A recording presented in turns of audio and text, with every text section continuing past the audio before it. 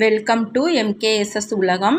இன்றைக்கி உருளைக்கிழங்கு ஃப்ரை ரொம்ப ஈஸியாக எப்படி பண்ணலான்னு பார்க்கலாம். இது வந்து சாம்பார் சாதம், ரசம் சாதம், தயிர் சாதம் இதோட வச்சு சாப்பிட்டா ரொம்ப சூப்பராக இருக்கும்.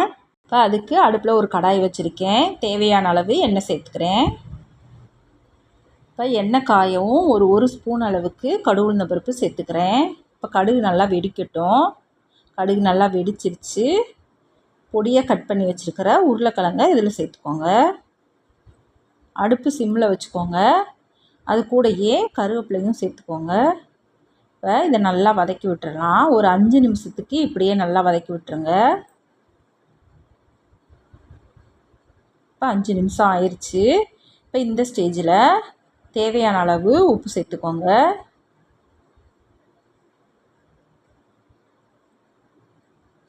உப்பு சேர்த்துட்டு நல்லா கலந்து விட்டுட்டு ஒரு 2 நிமிஷம் இப்படியே வதக்கி விட்டுக்கோங்க.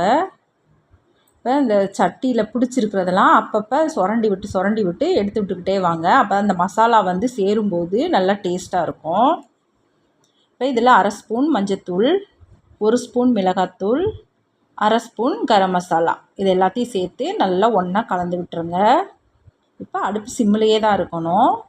இது நல்லா உருளைக்கிழங்கு வேகிற வரைக்கும் நல்லா வதக்கி விட்டுக்கலாம். இப்போ பார்த்திங்கன்னா உருளைக்கிழங்குலாம் நல்லா வெந்து வந்திருக்கு. நல்லா சாஃப்டாக வெந்துருச்சு. இப்போ இதோட போதும், நம்ம அடுப்பை ஆஃப் பண்ணிக்கலாம். இப்போ உருளைக்கிழங்கு ஃப்ரை ரெடி ஆயிடுச்சு. ரொம்ப சிம்பிளாக தான் இருக்கும், ஆனால் சாப்பிட்றதுக்கு ரொம்ப டேஸ்ட்டாக இருக்கும்.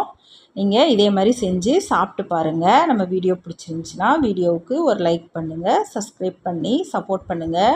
அடுத்த வீடியோவில் பார்க்கலாம். நன்றி.